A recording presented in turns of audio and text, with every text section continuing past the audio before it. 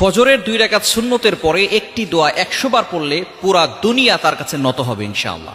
আল্লাহ পাক রব্বুল আলামিন দুনিয়া তার কাছে নত করে দিবেন। ফজরের নামাজের সময় বিশেষ করে আজানের পরে এবং ইকামতের আগে দোয়া করলে দোয়াটা কবুল করা হয়ে থাকে। নবী সাল্লাল্লাহু আলাইহি ওয়াসাল্লাম জানিয়ে দিয়েছেন, তিরমিজি শরীফের হাদিস, আদ-দুআউ লা ইউরাদ্দু বাইনাল আযানি ওয়াল ইকামা। আজান এবং ইকামতের মাঝখানে যে দোয়াটা করা হয় সেই দোয়াটা আল্লাহ তাআলা কবুল করেন। তবে বিশেষ করে ফজরের নামাজের সময় আপনি 2 রাকাত সুন্নতের পরে, ফরজের আগে আজান হয়ে গেছে, 2 রাকাত সুন্নত পড়েছেন। ফজরের নামাজ তো 4 রাকাত, তাই না? 2 রাকাত সুন্নত, 2 রাকাত ফরজ। 2 রাকাত সুন্নতের পরে এবং ফরজের আগে মধ্যবর্তী সময় 100 বার এই দোয়াটা পড়বেন। ইনশাআল্লাহ আল্লাহ পাক রব্বুল আলামিন দুনিয়াটা আপনার কাছে নত করে দিবেন। আপনি এই দোয়াটা 100 বার করার পরে আপনি আল্লাহর কাছে দোয়া করবেন, আল্লাহ পাক রব্বুল আলামিন আপনার দোয়াগুলো কবুল করবেন।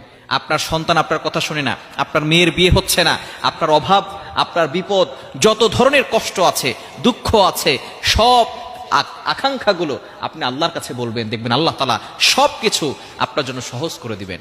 আল্লাহ পাক রব্বুল আলামিন যদি বান্দাকে বিপদ থেকে উদ্ধার করতে চান, তাহলে আল্লাহ পাক রব্বুল আলামিন তাকে বিপদ থেকে উদ্ধার করেন। দুনিয়ার কোনো শক্তি তাকে বিপদে ফেলতে পারে না। এজন্য এই দোয়াটা করার দরকার আছে না নাই? ফজরের নামাজের পরে সুন্নতের পরে কিভাবে আমলটি করবেন? প্রথমে 11 বার দুরূদ শরীফ পড়বেন। দুরূদ শরীফ হচ্ছে আল্লাহুম্মা সাল্লি আলা মুহাম্মদ, যেটা দুরূদ ইব্রাহিম আছে, এই দুরূদটা পড়বেন। এটা সবচেয়ে ফজিলতপূর্ণ দুরূদ। যদি এটা না পারেন তাহলে সাল্লাল্লাহু আলাইহি ওয়াসাল্লাম, এটাও একটা দুরূদ। আপনি এটা 11 বার পড়বেন। পড়ার পরে এরপরে আপনি 100 বার এই দোয়াটা পড়বেন, সুবহানাল্লাহি ওয়ালহামদুলিল্লাহি ওয়ালা ইলাহা ইল্লাল্লাহু আল্লাহু আকবার ওয়ালা হাওলা ওয়ালা কুওয়াতা ইল্লা বিল্লাহিল আলিয়্যিল আযীম। 100 বার পড়বেন। এগুলো আমরা সকলে পারি না? সুবহানাল্লাহ, আলহামদুলিল্লাহ, লা ইলাহা ইল্লাল্লাহ, আল্লাহু আকবার। এগুলো, এই জিকির তো আমরা সকলেই পারি। এরপরে হচ্ছে লা হাওলা ওয়ালা কুওয়াতা ইল্লা বিল্লাহিল আলিয়্যিল আযীম।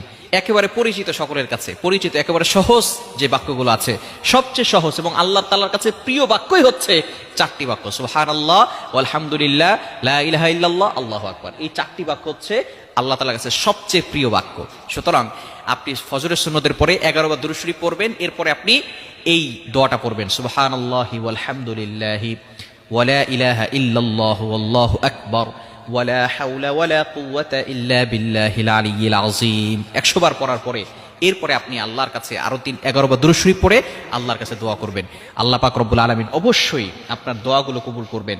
আপনার যত আকাঙ্ক্ষা আছে, আপনার যত চাহিদা আছে, সবকিছু আল্লাহ তাআলা পূরণ করবেন। অন্য একটি হাদিসের ভিতরে, হাদিসে কুদসির ভিতরে আল্লাহ পাক রব্বুল আলামিন নিজে জানিয়ে দিয়েছেন, মাল্লাহুল মাওলা ফালাহুল কুল। যদি তোমরা আমি আল্লাহর সাথে সম্পর্ক করতে পারো, তাহলে দুনিয়ার সবকিছু আমি আল্লাহ তাআলা তোমাদের কাছে নত করে দিব। মাল্লাহুল মাওলা ফালাহুল কুল। যদি আল্লাহর সাথে সম্পর্ক করা যায়, দুনিয়ার পিছনে আপনার ছোটার দরকার নাই, দুনিয়া আপনার পিছনে ছুটবে। দুনিয়া আপনার পিছনে ছুটবে আপনি যদি আল্লাহর সাথে সম্পর্ক করতে পারেন, কারণ এই দুনিয়ার সব